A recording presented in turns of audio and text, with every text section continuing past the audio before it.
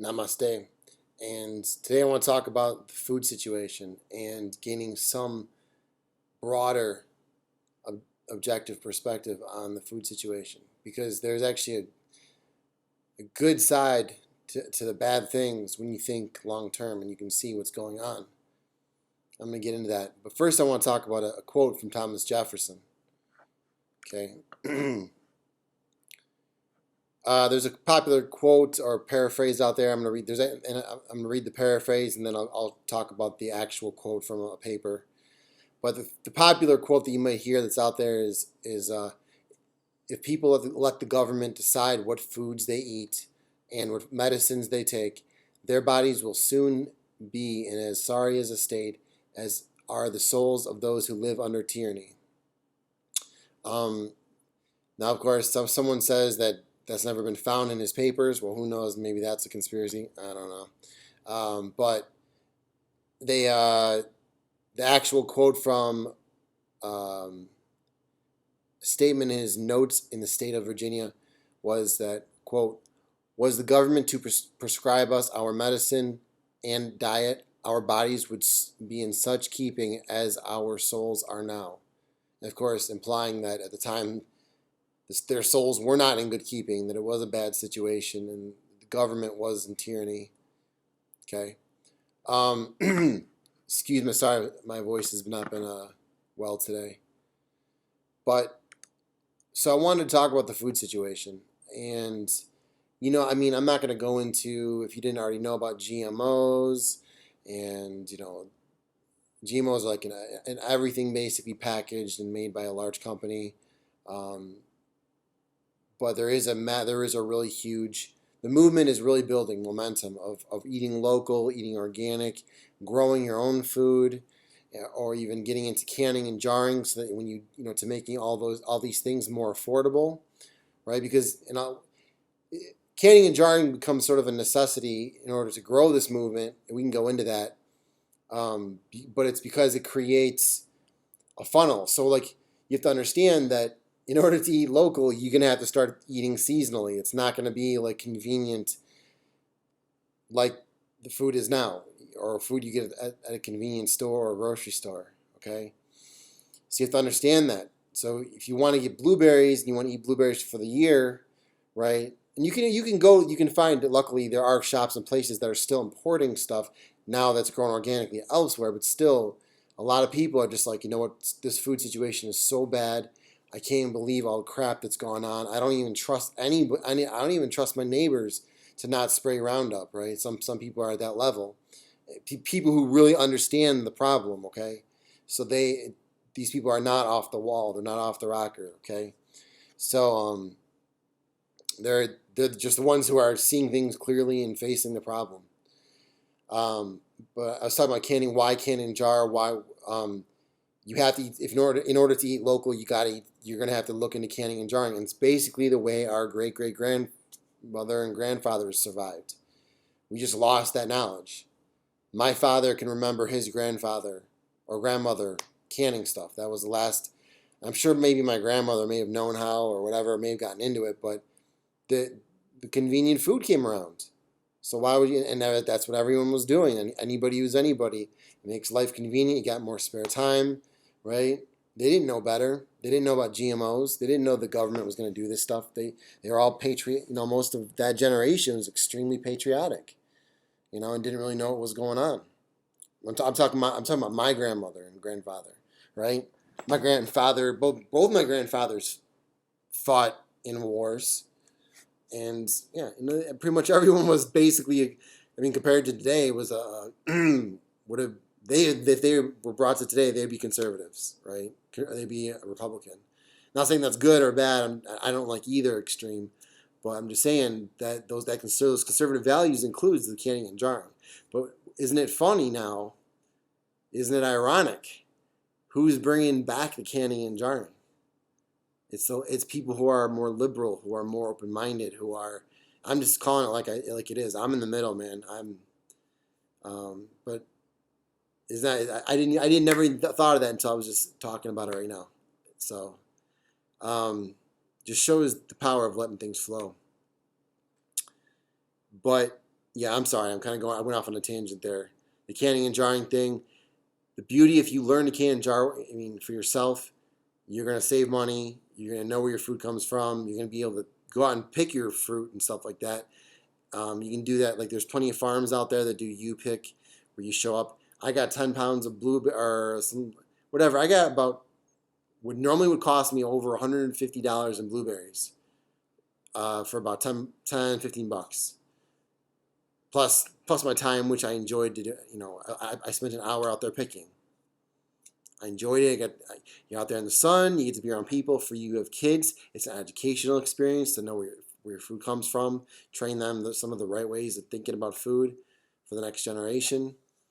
The benefits are exponential, people. It's more than just, you can't just measure everything in dollars. That's part of the problem. That's part of the problem with our paradigm, the way we're viewing the world. Okay, you're viewing everything in terms of money. Understandable, but we need to do it less. I'm not saying forget about money. I'm saying do it less. Take money down off its pedestal for a second, and realize that we actually don't need it. I mean, we need it now, because if we didn't have it today, like if we were cut off today, we'd have some serious problems. But I'm talking about in general, we can create a situation where money is not nearly as important. Okay, we're gonna need it anyway. We're always gonna use it. It's a great way to grease the wheels. The purpose of, I mean, it serves a great purpose. If we didn't have it, we'd be screwed. I mean, or if we didn't have it tomorrow, we'd be screwed. But we should all of us should be in the state of mind that if tomorrow gas prices went up or anything out of your control affected how you could obtain food and live and survive and thrive with your family, any of that stuff should be you should have a backup. You should make a plan. You should at least have the knowledge and experience, even if that just means go out and gardening just a little bit every year, buying a little bit extra seed maybe have on the side, maybe can or jar a couple things that you made. Get yourself warmed up to it. It doesn't have to be some kind of, big whopping, get out there and do it. And you need to all, when you tell people that, and that's the solution you provide, people aren't going to work their way towards, full sustainability. They're just going to be like, oh yeah, that sounds good, but tomorrow I got to get up and go to my job, and I got to buy myself food, and I have a family to feed. I can't feed them all organic. It's too expensive, and right? And those are real problems that need to be solved. So, but I was going to talk about the good part about the food problem. The good thing. These people were such monsters. They went to such an extreme. They couldn't stop themselves from continuing to feed on us. Right? That the problem is so obvious now. It's obvious in our bodies and our minds. Right? You see what I'm saying? They had to just go so far. We should be thankful that they went as far as they did, because guess what? We may have not woken up from it. If they had actually done it in like a regulated way and were careful about it, and people wouldn't be waking up everywhere. It's just a reality. All right? It's similar. That's just looking at it objectively. Like, thanks for making it quite apparent. I mean, it sucks. I hate all this stuff. And to me, I'd prefer to obviously have been born into a world where just good food was just what we ate, and this wasn't the underlying issue of the day or the century. You know what I'm saying? Like, but it is. It takes every other problem and amplifies it. Problems that we wouldn't even be really seeing as problems, that we'd be seeing them more like, oh, well, okay, there's always gonna be a small percentage of people who have this issue, like, right? Well, okay, we're helped, and we all be more conscious and intelligent and clear-minded and yada yada yada, and good medicine would find its way to the surface, to the market, rather than being controlled, okay, rather than being regulated by people who have profit motive, okay. All these things are coming to fruition now, right? Because these monsters went to such an extreme. We should be thankful for that. In a way, sort of. Not really thankful. I always wonder what I'd be like if I hadn't had vaccines. You know what I'm saying? Like, I always wondered. I remember going as a kid, I remember it never felt good. I remember there was always that dullness. It was just more, and it just kind of spread throughout your body. I was like, what is that feeling? And like, you thought the pain that was supposed to go away in like a day or two or three, and just like, ugh, what are they doing? Feeding this junk to kids. I mean, if you can't get emotional about everyone's food, let's narrow it. Let's talk about kids then. Let's leverage the kids. Go ahead, we'll do it. Why are you feeding it? Why would you feed this to kids? Because it's guarantee if you have a kid, do not send them to school without packing their lunch for them, and do educate them on what's going on from a very young age. This should be the kind of stuff we're indoctrinating kids with. I mean, we indoctrinate them with Santa Claus, Easter Bunny, Tooth Fairy, go to church, yeah, all this stuff. But why don't we offer them something that may actually not turn out to be fake? Something that might actually be like the most important thing they've ever learned, which will make exponential amounts of difference. Get them around the food, get them around a garden. Have them can and cook and with you. Talk to them. Dude, that's what kids want from their moms and dads, man. Just spend some time with them. Do making food. Why not? Or whatever they enjoy, or whatever. Get them outdoors, whatever. And just talk to them.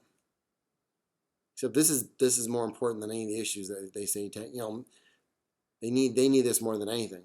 We all need this more than we're not. I'm still uneducated about GMOs. We shouldn't even have to be educated about GMOs. I'm not going to go down that road, but I think someone once said that this problem is going to be solved when there's no such thing as organic. In other words, it's all organic. That's the situation we need to be headed towards. We're not going to keep. We can't. This ain't going to work. This ain't going to work moving forward. The battle in the future, to just looking kind of four-dimensionally, like the battle to me is already won. If anything, it seems to me like there's a higher power that maybe allows this kind of thing in order to bring things into a certain balance, or right? They allow maybe the extreme, and that's just a possibility. I'm not accusing, and whatever, you have to go down that road.